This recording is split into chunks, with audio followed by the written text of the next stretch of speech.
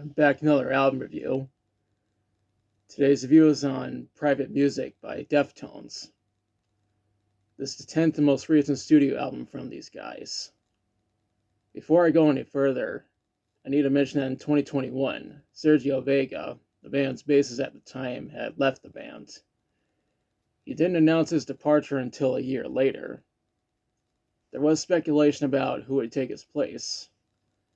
I was thinking maybe Zach Hill since he has worked with Deftones before. Instead, they got Fred Sablin as their new bassist, and he joined the band in 2022.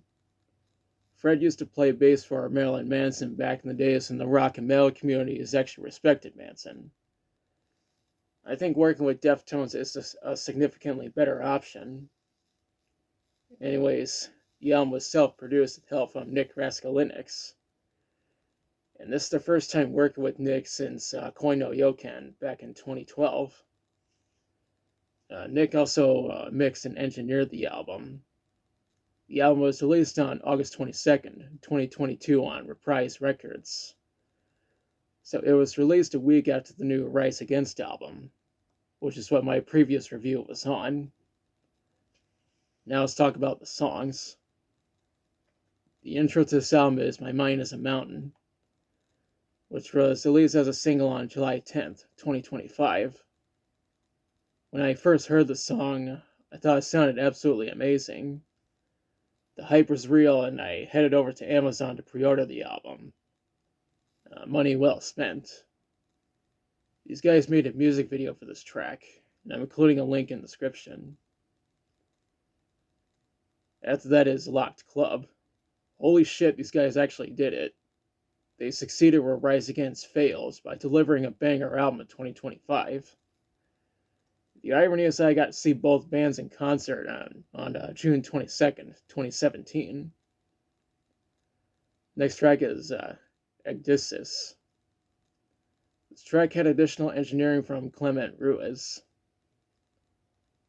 Next up is Infinite Source. Earlier this year, Moist Critical got to see Deftones in concert for the first time. He titled the video, I shit myself at a Deftones concert.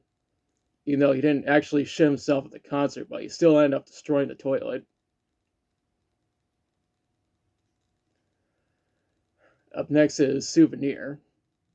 I can already see Deftones slapping Rise Against while saying, that's how you make a 2025 album. That's followed by CXZ. Almost every song on the album is styled in lowercase letters. This one is the only exception. We follow up with I think about you all the time. If this album proved anything, it's that heavy music is still alive and well. Right after that is Milk of the Madonna, which was released as a single on August 7th, 2025. I read on Revolver that Deftones is the band that people are most likely to listen to while getting it on. The following track is Cut Hands. It's interesting that this album kind of coincides with the 30th anniversary of Adrenaline, the 25th anniversary of White Pony, the 20th anniversary of B-Sides and Rarities, the 15th anniversary of Diamond Eyes, and the 5th anniversary of Ohms. The second to last track is Metal Dream. Kind of ironic given the fact that Deftones are primarily alternative metal. The outro to this album is Departing the Body. Deftones is one of the few bands that I know of that have never released a bad album. And these guys have been releasing bangers since the 90s. When researching this album, I read that it was number 5 on the Billboard 200. It was also number 1 on the US rock, hard rock, and alternative albums, as well as number 1 on both the French and UK albums. Well, rock and metal albums to be exact. As the critics say, absolutely loved it since it has a 91 on Metacritic. Even Pitchfork, the worst music publication ever, gave it a positive review since they gave it a 7.6 out of 10. Now for my thoughts. I think this album is absolutely fantastic. Deftones understood the assignment to give us a banger album in 2025. I pointed out that Bush and Scars on Broadway also understood the assignment, while Rise Against, on the other hand, failed that assignment. I really hope Rise Against can bounce back and go back to releasing banger albums. Deftones, on the other hand, have proved that they still got it. This album came out 5 years after Ohms, making it the longest gap between albums for these guys.